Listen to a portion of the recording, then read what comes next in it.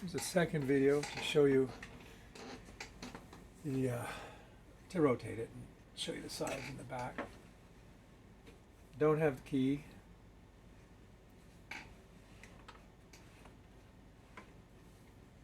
And I'll take the phone off the stand.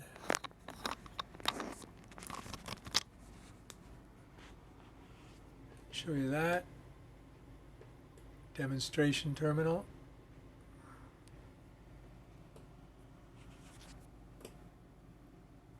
I don't have the original adapter to run it. I don't have that key either, or the ones in here. And so when I got it, there was no way to run it. So I did my research, found out what voltage they took, and at the time I couldn't find any official adapters on eBay or anything. But I duplicated the voltage, and it's been running on it for years, probably 5-6 years. So obviously it's fine. But if you got this phone, you might want to buy the right adapter, or just use the one I supply.